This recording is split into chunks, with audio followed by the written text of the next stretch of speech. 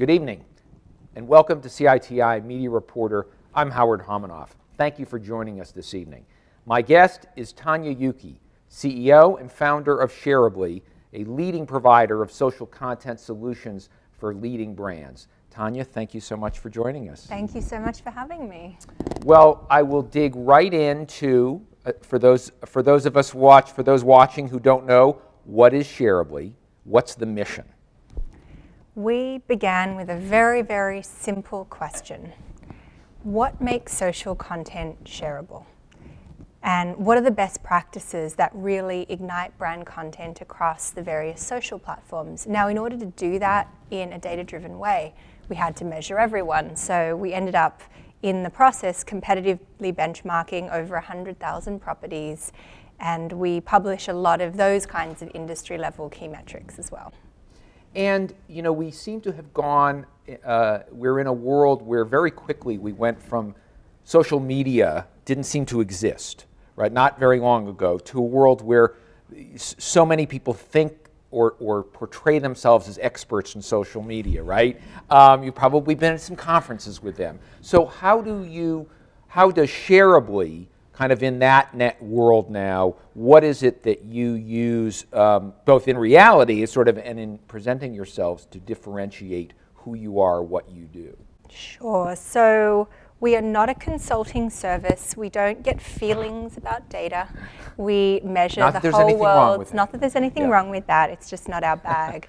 So, but to pick up on your point, we are not social media ninjas, although that is a wonderful title, and one day I'm going to have it on my LinkedIn profile. We really differentiate ourselves by setting out to do this unspeakably difficult task of indexing and aggregating all of the world's interactions with social media. And we have massive historical data, and we are a true census solution across all platforms. So if anyone wants to understand how are they pacing in the CPG category or over the counter or on television, we're the best resource to have them understand that in a data-driven way. And how far back does the history go? How far back can you go in what is social media? We standard backpopulate everything through the very beginning of 2013. We do have data pacing further beyond that, although typically much beyond that. It's not too relevant from an overall benchmarking standpoint. But if, for instance, you wanted to understand the growth of social beyond that because you wanted to see if it was slowing down or picking up, you could also use us for that too. And what are the kind of key components, people, skill sets that you need to have in the company to do what you do? For us to build Shareably? Yeah. We began with a team of product people, engineers, and data scientists, and very quickly we scaled out across our analytics team. As we grew from a client base, it was about client services, and now, very recently, last year, we raised our Series A, and that was really around for us to fund around marketing and sales and actually getting the company out there. But you really have to staff across the product first, across the technology first, and make sure that that's excellent before you try and bring it to the overall world. And who do you think of as your toughest or biggest or most prominent competitors? Are they the social media platforms themselves that are trying to be analytic services in some sense, or are there other third parties that you compete with more so on a day-to-day basis? We absolutely don't compete with any of the platforms. We partner with them. They give us the data. If they didn't, we'd not have a business. And if we couldn't help brands succeed on the platforms, then we still wouldn't have a business either. So we are 100% not in competition with the platforms. It really depends on the kind of client. If you're looking at us with a lens, so our business has three main buckets. The first is competitive benchmarking. So this is all of the statistics and the measuring what matters in social media. That's a benchmarking solution. And we're also available through Comscore as their social media measurement solution. So that's a very natural fit for anyone looking to measure. There's a second piece around audience intelligence and a third piece around the actual content analytics and the predictive analytics. That's really a very new category, at least when it comes to social. So depending on where people are looking to use us, we'll see it with a different lens. But to your earlier point, social media is so entrenched as a communications vehicle, but so new as a marketing vehicle and so little understood at scale. So it's really more about ensuring that we partner with the industry and help people think about this in the right way, rather than sort of looking behind our shoulder and wondering who's competing with us. So I wanted to do, we talked about this before we sat down, which is a little bit of a, I won't call it a word association. Oh gosh, this is so stressful. But you know, it's sort of like this will be our $10,000 pyramid, you know, which will focus on all right, I'm ready. Kind of the key social media names out there, the platforms, and get just a little bit, you don't have to do in one word, but a sense of your reaction to what you kind of first think about in terms of these different platforms. So let's start with Facebook. What is that, if you're a brand particularly, what does Facebook kind of most mean to you? Scalable communications. And how about Twitter? Concentrated live events and influencers. And are Facebook and Twitter, are they big competitors from your perspective with each other, or are they complementary in what they bring to the marketplace? They are intensely complementary. Do they compete with each other for ad dollars? Right. Probably, in certain instances, but the very best brands understand what is special and unique about each of the different social networks. And the question is really not Facebook versus Twitter. The question is, how do I use both in an integrated way to achieve my campaign objectives? And how about other platforms? So if you went to my personal focus group consisting of teenage daughters, Instagram would be very big on the social media usage scale. Is that how useful a platform is that today, or do you see it becoming for brands? It really depends on what the brand objectives are. For some brands who are really focused on using social to convert people from a social network back to their .com, Instagram can be useful. I've heard anecdotally that people will click on links in the profiles, but they're not live links, so it's not a great platform for that. But if you're thinking branding, if you're thinking products, if you're in the beauty category or the fashion category or anything that lends itself to visual content, travel, anything like that, Instagram is intensely influential. In many cases, like for example in beauty, if you added up all of the engagement around beauty brands on Instagram versus Facebook, Instagram is actually bigger and not normalized, but in aggregate, it's that big. Mm. And what about Pinterest? So there's another of the, maybe people think of it conventionally as a second tier. Is that an effective, has that yet become an effective platform for brands? Again, it really is very category specific. You don't see the same kind of mass growth as you might see on, for example, Instagram, but definitely what we've seen anecdotally is that Pinterest is incredibly influential in terms of driving traffic and conversions. Many of the publishers and media companies we work with find that Pinterest is actually, almost up there, not quite with Facebook from a conversion standpoint, but really often up there.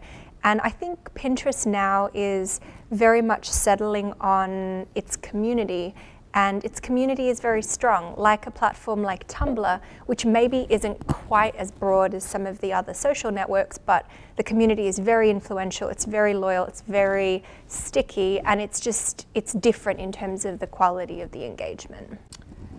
And Snapchat, which probably is still seen in many minds as you can snap a picture of a body part and send it to somebody. No, but it's so gotten past that. So tell us, where's Snapchat today?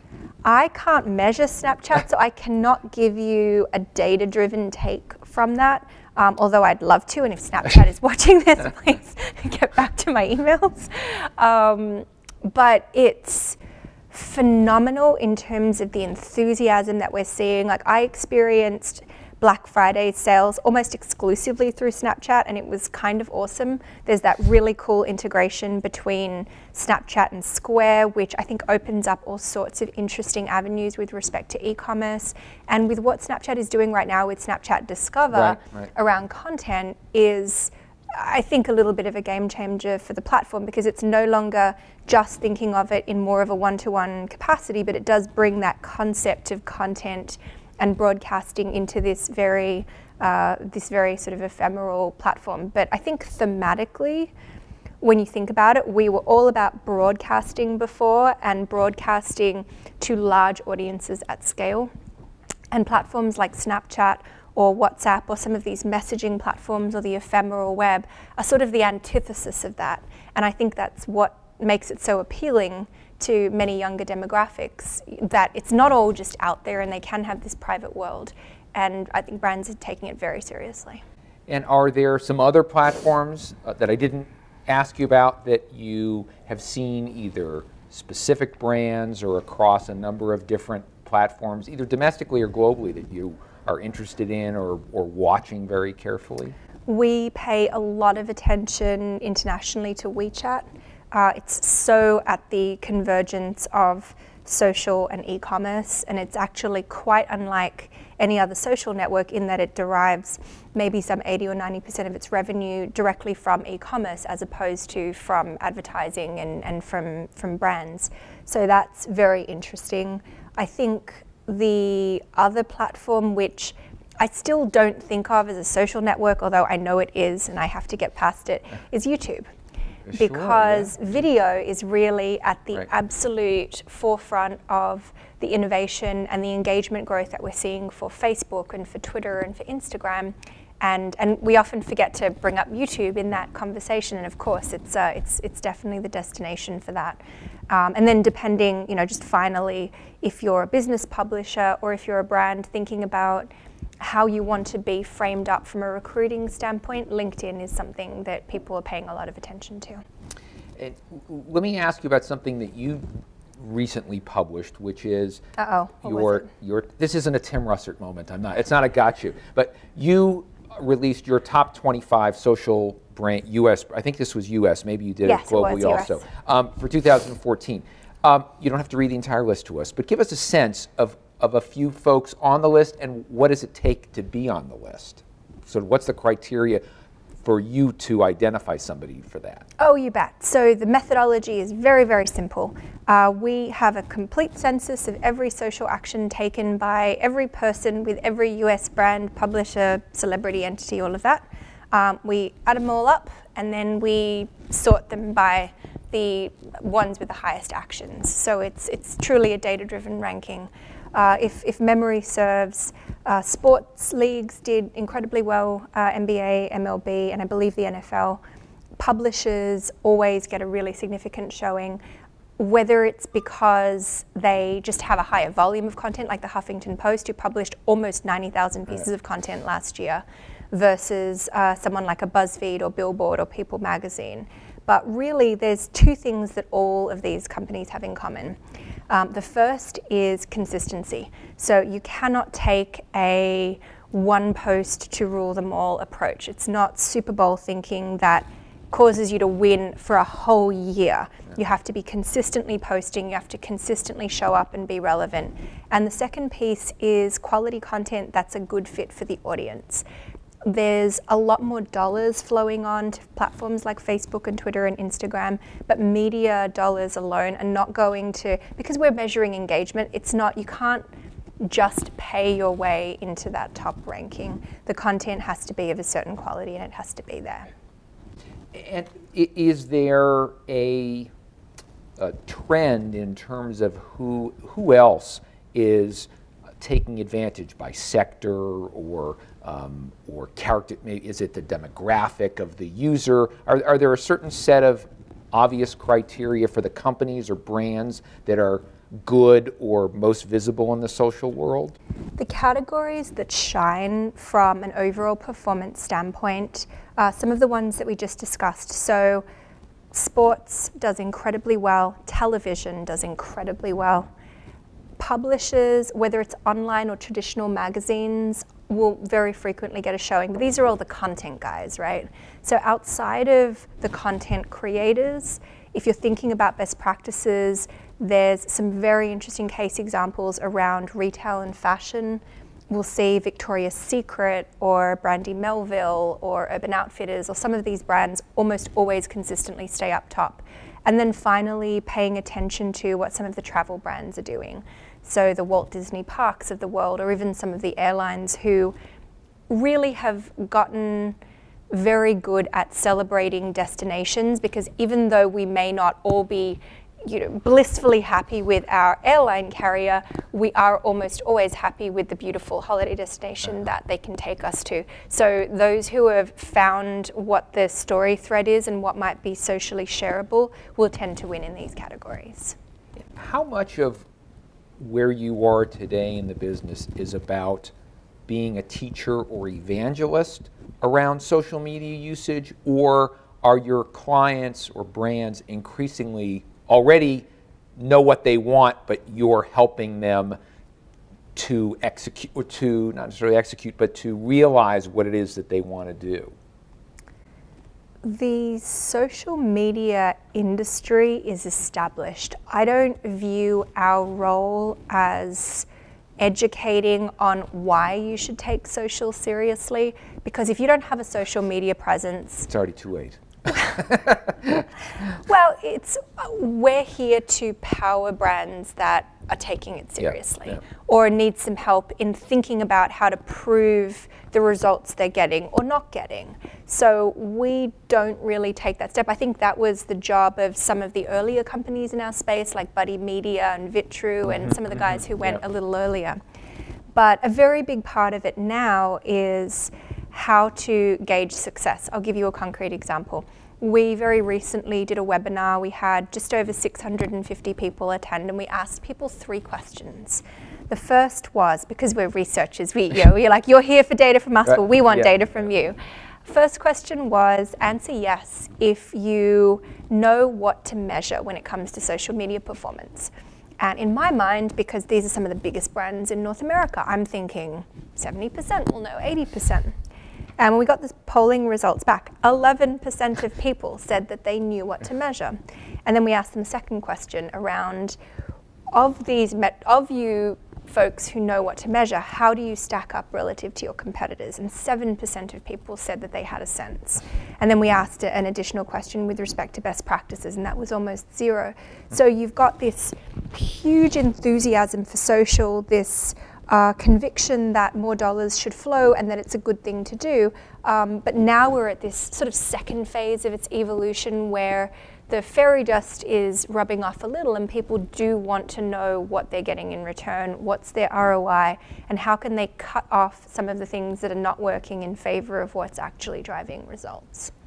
I want to link back to something you said about television and how important television brands and content is in the social media world.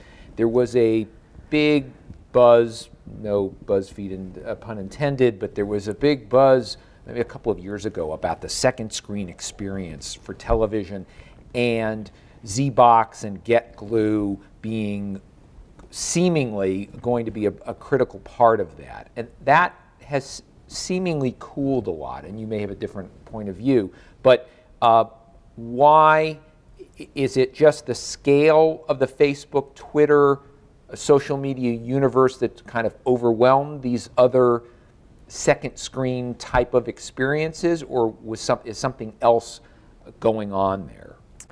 I'm a big believer in the concept of transmedia, and it became a little bit of a buzzword, so forgive me, but this concept of, rather than just thinking of television or film as a linear experience, that you can somehow craft these pathways and these story worlds around content and characters and narratives. I think the second screen experience is still present and still important. I think there's perhaps just a niche of people who are going to engage with it in the way that we perhaps hoped that they would. But for me, social, Facebook, Twitter, yes, it's about the second screen experience while viewing, but it's also about what happens when you're not watching television, what happens in between episodes.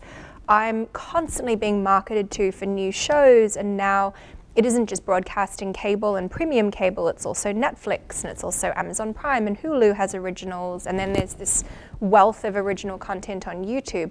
How do you stay top of mind and keep the viewer engaged throughout the week in between airings? And social media, like if you look at a successful show on social media, you can't even tell what day it goes to air, because the engagement is so consistent and so high, and the audience just stays psyched all the time. And it's kind of what's required now, is to be feeding people consistent behind the scenes and more content, so that they're not going to churn away and they're not going to suddenly discover something which captures their attention more completely. So it's less about the notion of the live spike, that at 8 o'clock when it's on the air, that's when the social activity goes crazy, and then the rest, it falls off the rest of the week. What you're saying, what you see, is much more of a consistent engagement or attraction, affinity with it during the course of a week. Is that right? Exactly. The spike exists, but I don't believe we should be engineering around that spike. What we really want to be engineering is around how do we reach and engage the audiences who are going to tune in, but how do we keep them with us even when there's nothing for them to watch, because it's important to keep them sharing our content and helping other people discover our programs, and to keep that thread going. You know, I want to shift gears a little bit. We've been talking obviously about issues and social media in the industry, et cetera, and turn it maybe a little more personal on how you, with your background, and people wouldn't necessarily know automatically you're a lawyer by training, whether you want to admit that or not. It's out there now. You did it. Some of my best friends, you know, what can I tell you? Everyone says that, and yet they can never mention the person. Me. There you go. So you know, who knows what our ratings are really going to go through the roof now. Two lawyers talking to each other. But how did you move into the area that you're in now? I mean, I suspect it's not this direct linear path, but you know, but give us a sense. And we're at a business school, and people are always interested in these things. How you made the move towards where you've ended up? It's definitely not linear. I'm a big believer in don't do anything that makes you unhappy. Do stuff that you think is fun and that you think is interesting. For me, I went through law school and I had a concentration around media and technology law. I went to school in Australia, so it turns out there's not all that much litigation around these things. Who knew, right? You had to go through law school to figure that one out. But it did get me very involved in international co-production and film financing, and it turns out that with a law degree, you're actually very good at producing and putting deals together. So I went into that very quickly. That eventually brought me to the United States, which sort of set off a chain of events. But I think the consistent question, which you always have to ask yourself in anything that you're doing, and it can seem counterintuitive because a lot of the advice out there is all about planning and all about thinking about, you know, what does each step require. But it's almost like if I look back at all the steps I took, it feels planned. And yet in the moment, you know when an experience is enriching you, you know when an experience is pushing you, and you know what you want to do. And having a very low frustration tolerance and a very low tolerance for unhappiness served me incredibly well, and it forced me to jump on new opportunities as they emerge, and eventually you find yourself running a social media analytics company in New York when you're from Sydney. You know? And is it still, or is the international aspect of your background still the global marketplace a big part of the Shareably world? Absolutely. Our data is worldwide. We have clients, I think, now in 12 or 13 different countries, because not necessarily that anyone cares if you are the biggest social media analytics company in Australia. I'm Australian, I can crack that joke. But it's incredibly important to have a global perspective in your data. And it's incredibly important to design with the world economy in mind and with cultural differences in mind. because many of the global brands that we work with are global brands, and they don't just want to think about North America.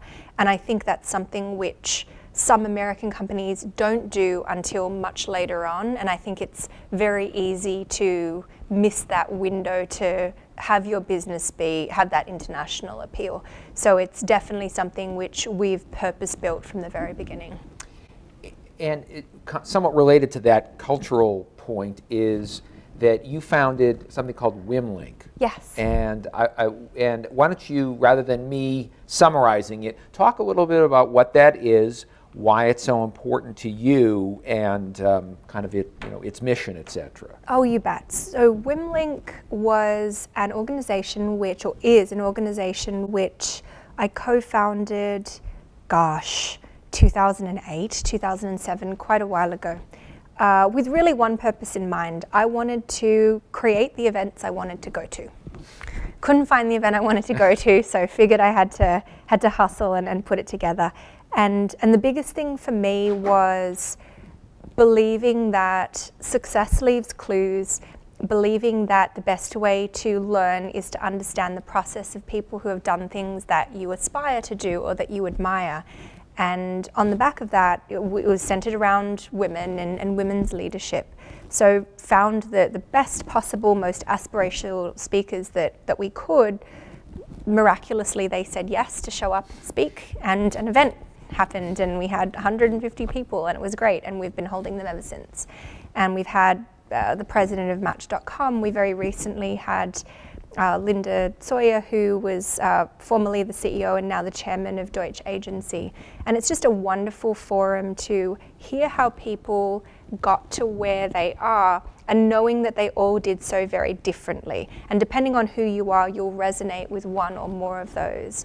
But there's not, in my opinion at least, there's not enough opportunities to profile women and what they achieve. A lot of it is done behind the scenes, and then when you ask them how do they do it, they go, "Oh, I was just lucky," and it doesn't help you. Right? You can't really take action. Where do I go to get? Where's the lucky store? Exactly, exactly. And I think that's very cultural. It's much more acceptable to go, "Oh, it just happened. Someone tapped me on the shoulder and said, 'You're CEO.'"